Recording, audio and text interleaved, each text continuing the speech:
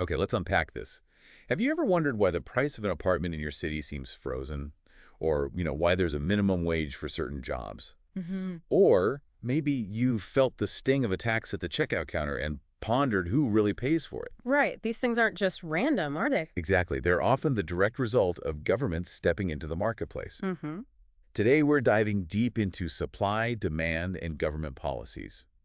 Our mission is to understand how these policies, things like price controls and taxes, use the fundamental tools of supply and demand to shape market outcomes. And often with surprising and sometimes unintended effects. Absolutely. We'll explore how economists, acting as both scientists and policy advisors, analyze these interventions. What's fascinating here is how often policymakers, maybe with the best intentions, enact measures that don't quite achieve what they wanted. Yeah, We'll use the powerful lens of supply and demand to sort of cut through the noise and reveal the true impact of these government actions on buyers and sellers alike. and that raises a big question, doesn't it? It does. Can we really legislate away market forces, or do they always find a way to, well, reassert themselves? That's the core tension. And first up, let's talk about price controls. These are policies enacted when governments feel that the market price of a good or service is maybe too high for buyers or too low for sellers. Exactly. They come in two main flavors: price ceilings and price floors. Right. Think of our familiar ice cream market where the equilibrium price naturally settles at, say, $3 per cone. Okay. But what if one group, like the American Association of Ice Cream Eaters, complains the price is too high? Or the National Organization of Ice Cream Makers argues it's too low. Precisely. That's when lobbying begins and governments might consider stepping in with these controls. So let's start with the first type, price ceilings. That's a legal maximum on the price at which a good can be sold. A cap, essentially. Right, a cap. Now, imagine the government imposes a price ceiling of $4 per cone, but our natural equilibrium price is $3. Well, that $3 is already below the $4 ceiling. So, So the ceiling isn't binding. It has no effect. The market just goes to its $3 equilibrium. No drama there. okay, simple enough. But here's where it gets really interesting. What if the government imposes a price ceiling of $2 per cone? Our equilibrium is $3, remember? Ah, now that ceiling is below the equilibrium, so it is binding. The market price gets stuck at $2. It can't legally go higher. Okay, so the price is held down. What happens then? Well, it's artificially low price. The quantity demanded, let's say 125 cones, is going to exceed the quantity supplied, maybe only 75 cones, Demand is higher than supply. which creates a significant shortage. Here, 50 cones. Suddenly, not everyone who wants ice cream at $2 can actually get it. What does that make you think of? Well, it means rationing. Instead of prices doing the work, other, often less desirable mechanisms pop up. Like what? We're talking long lines, maybe sellers favoring friends, or even, unfortunately, discriminating based on personal biases. Exactly. So while some buyers get a lower price, which was the intention, They might face long waits, and others get no ice cream at all. It's a classic example of unintended consequences. a really stark real-world example of this was the 1973 gas crisis. Oh yeah, I remember hearing about those lines. When OPEC reduced crude oil production, the supply of gasoline shifted dramatically to the left, now in an unregulated market. The price would have just gone up, right, Oh. to a new higher equilibrium, and there wouldn't have been a shortage, just higher prices. Precisely. But the U.S. government had price ceilings on gasoline at the time. And those ceilings weren't binding initially. Correct. The equilibrium price was below them.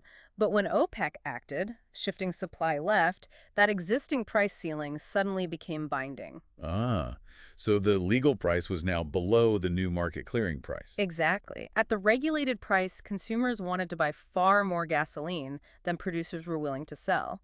That led directly to severe shortages and those infamous long lines. Wow. Eventually, those regulations were repealed and prices adjusted, right? They were.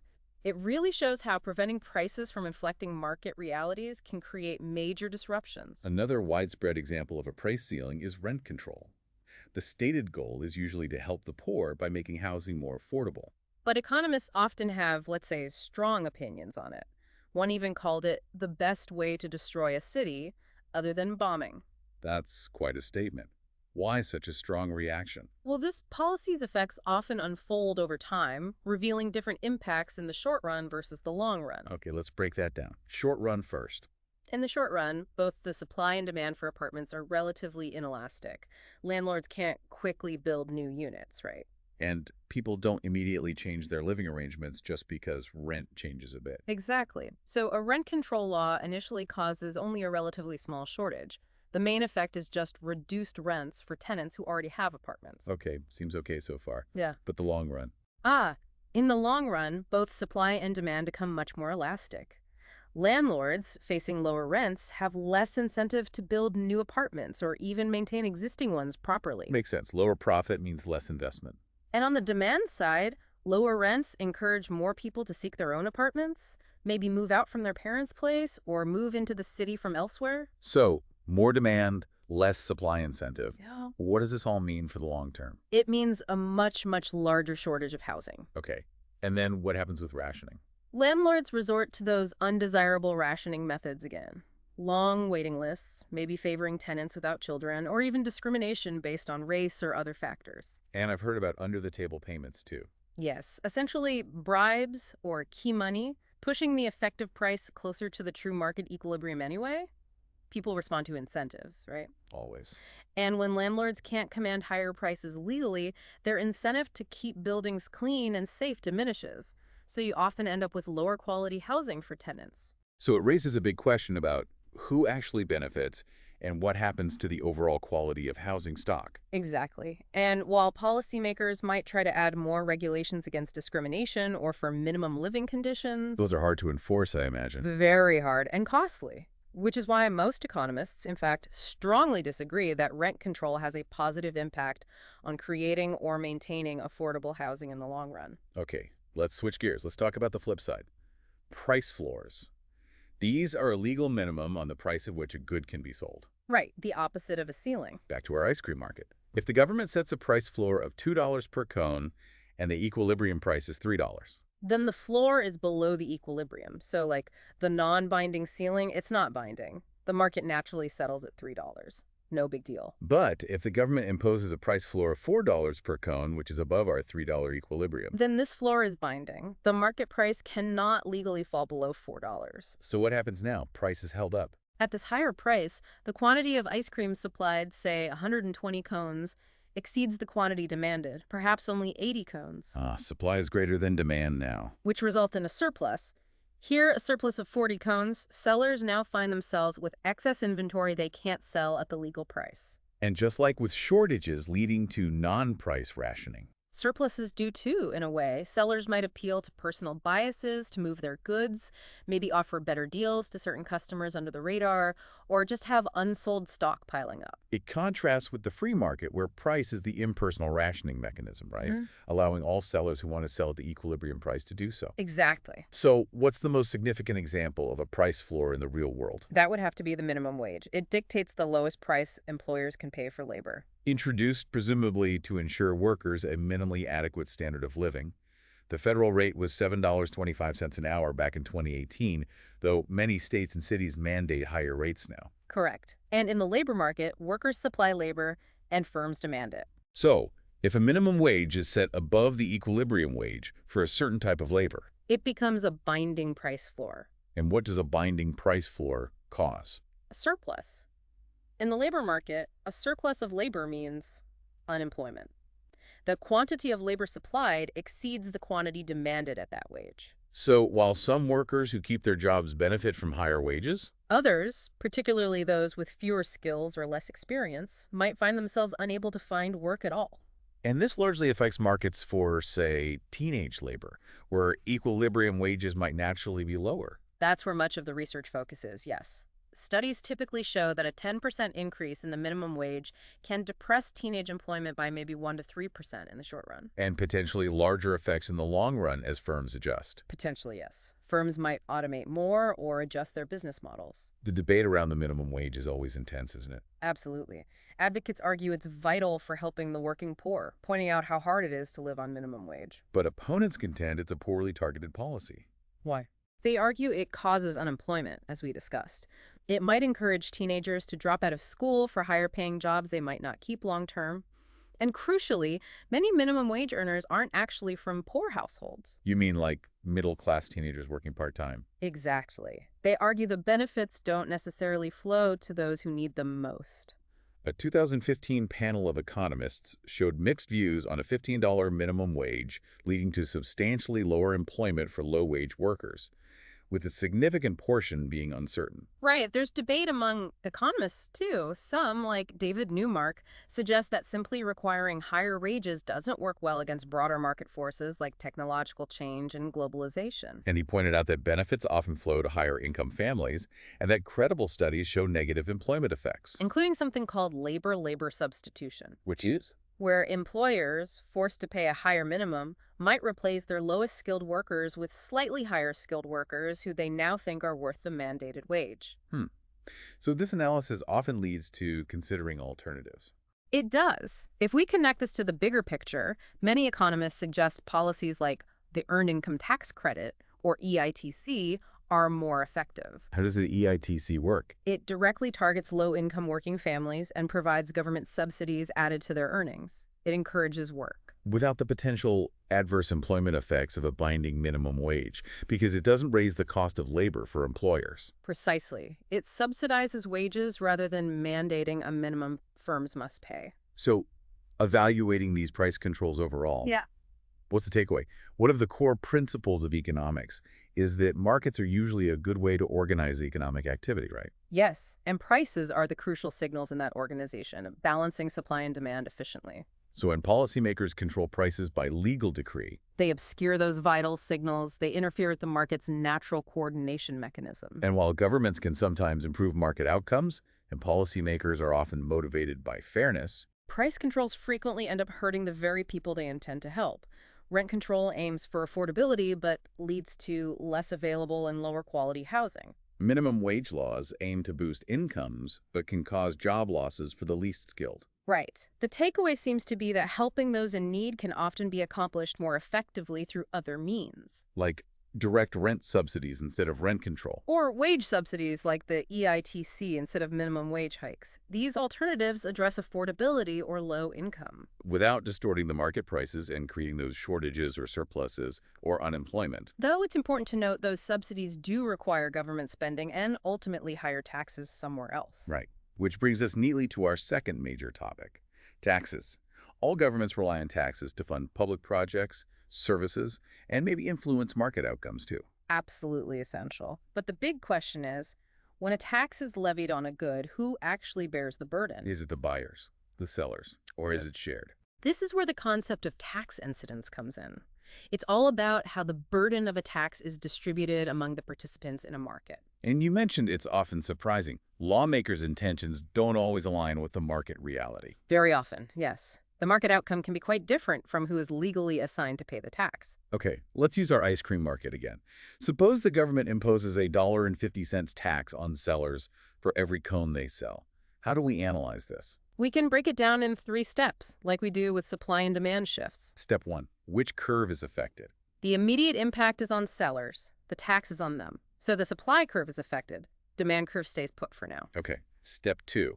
How does the curve shift? Since the tax raises the cost of selling ice cream, sellers will supply less at every given price. It makes selling less profitable. So the supply curve shifts left. Or, more precisely, you can think of it as shifting upward by the exact amount of the tax, $0.50. To be willing to supply any given quantity, sellers now need a market price that's $0.50 higher to cover the tax and get the same net amount as before. Got it. Step 3. What's the new equilibrium? After the supply curve shifts up or left, the equilibrium changes. The equilibrium price of ice cream rises from, say, $3 to $3.30. And the quantity sold. That falls. Maybe from 100 cones to 90 cones. The market for ice cream shrinks because of the tax. Okay, so price up, quantity down. Now, the incidence.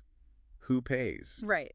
Even though sellers are the ones sending the $1.50 check to the government for each cone. They don't bear the whole burden. No. Both buyers and sellers share the burden. Look, buyers now pay $3.30 instead of the original $3. They're worse off by $1.30 per cone. Okay, buyers pay 30 cents more. What about sellers? Sellers receive $3.30 from buyers, but then they have to pay the $1.50 tax, so they only get to keep $2.80 net. Which is less than the $3 they received before the tax. Exactly. They are worse off by $0.20 per cone, $3.20. So in this case, buyers bear $0.30 of the 20 cents, and sellers bear $0.20.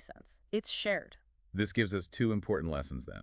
First, taxes discourage market activity, the quantity sold went down. Yep, markets shrink. And second, buyers and sellers share the burden of taxes. Buyers pay more, sellers receive less, net. That's the key takeaway. Now, just to drive the point home, what if the tax is legally imposed on buyers instead? Let's say buyers have to send $1.50 to the government for every cone they buy. Okay, same 3 steps. Step 1, who's immediately impacted? This time, it's buyers. So the demand curve is affected. Supply curve stays put. Right. Step 2, how does demand shift?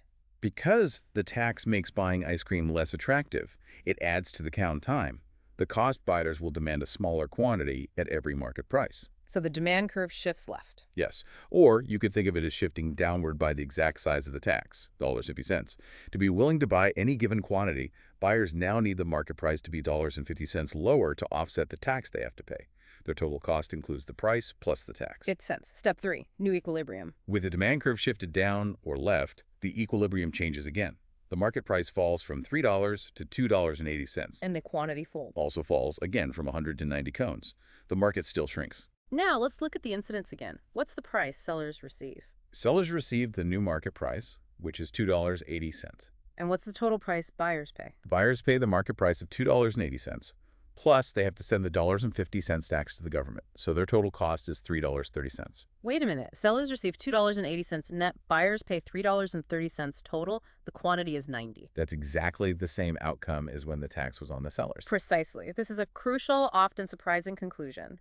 Taxes levied on sellers and taxes levied on buyers are equivalent in terms of their market impact. Wow. In both scenarios, the tax creates a $1.50 wedge between the price buyers ultimately pay, $3.30, and the price sellers ultimately receive, $2.80. And the burden is shared in the exact same way. $1.30 on buyers, $2.20 on sellers in our example, regardless of who is legally required to send the money to the government. The actual economic incidence depends on market forces, not the law specifying who pays. This principle is clearly illustrated by something like a payroll tax, right?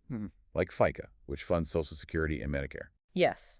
Congress legislated that firms and workers each technically pay half, but our analysis shows that this legal division doesn't determine the true economic burden. The payroll tax just places that wedge between the wage firms pay and the wage workers receive. And the actual burden is shared between them based on the underlying elasticities of labor supply and labor demand, not the 50-50 split written in the law. Okay, so we know the burden is shared, and it's the same regardless of who the tax is levied on. But how is it divided? You said it's rarely 50-50. This is where elasticity comes back in. Exactly. Elasticity is key to understanding tax incidence. And there's a general lesson here. Which is? A tax burden falls more heavily on the side of the market that is less elastic. Less elastic, meaning less responsive to price changes. Right. Yeah. Why?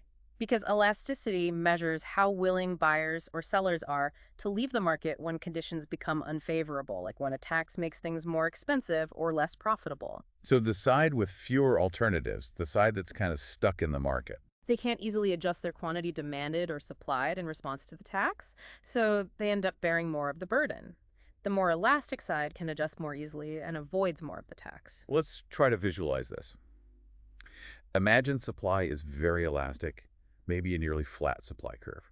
Lots of flexibility for sellers. Yeah. But demand is relatively inelastic, a steep demand curve. Maybe it's a necessity. Okay. Now, impose a tax. Because supply is elastic, sellers can easily reduce quantity supplied if the price they receive falls much.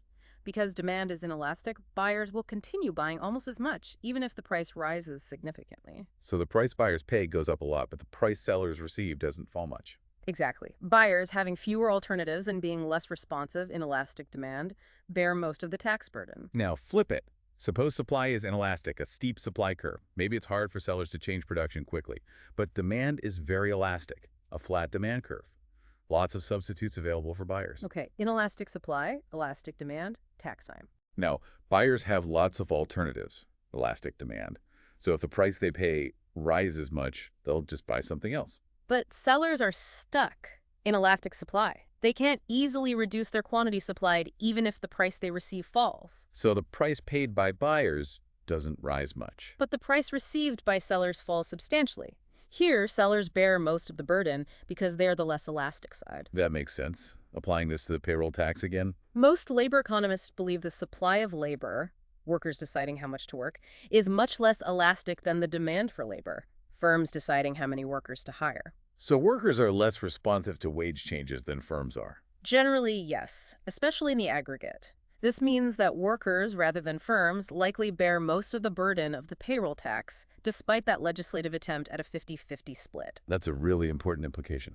It is, and there is a perfect, if unfortunate, illustration of this whole elasticity and tax incidence principle with the 1990 luxury tax. Ah, yes, I remember that. On items like yachts, expensive cars, jewelry. Exactly. Congress intended to raise revenue from the rich who buy these luxury goods. Seemed reasonable on the surface. Tax the rich. But the outcome was far different. Think about the elasticities. Demand for yachts. Pretty elastic, I'd guess. A millionaire deciding whether to buy a yacht has plenty of other ways to spend their money if yachts get too expensive. Exactly. Demand was quite elastic. Now, what about the supply of yachts? Probably relatively inelastic, especially in the short run. You can't just instantly convert a yacht factory to something else, and the specialized workers can't easily switch careers. Precisely. So we had elastic demand and inelastic supply, our analysis predicts. That the tax burden would fall largely on the suppliers, the side that's less elastic. Which means the firms and workers who build the yachts. And many of these workers were middle-class, skilled laborers, not the wealthy buyers Congress was targeting. So the tax ended up hurting the industry and its workers far more than the wealthy consumers. That's exactly what happened. Demand fell, orders were canceled, workers were laid off. The tax raised very little revenue and caused significant harm to the industry. It was largely repealed just a few years later in 1993. Wow. A powerful real-world lesson about looking beyond intentions to actual economic effects, driven by elasticity. Indeed. So as we wrap up this deep dive, we've seen how government policies, whether they're price controls or taxes, fundamentally interact with the powerful laws of supply and demand. They're common in our economy, absolutely. Yeah. And their effects are, as we've seen, frequently debated and often complex. If we connect this to the bigger picture, it's clear that these policies, while often enacted with genuinely good intentions, Can lead to complex, sometimes surprising, and even undesirable outcomes like shortages, surpluses, or an unequal distribution of tax burdens that might not match the legal intent. understanding the principles of supply and demand, especially elasticity, Gives us the tools to analyze and evaluate these policies, revealing that market forces often find a way to make their presence felt, even when constrained by regulation. it really makes you think about the ripple effects of any intervention, doesn't it? The elegance of supply and demand as analytical tools can truly illuminate seemingly complex policy questions. Showing us who might benefit, who might bear the cost, and whether the policy is likely to achieve its stated goals effectively. We hope this deep dive has given you a clearer picture of how government policies impact markets. Thank you for joining us. From the Deep Dive team, we appreciate you tuning in.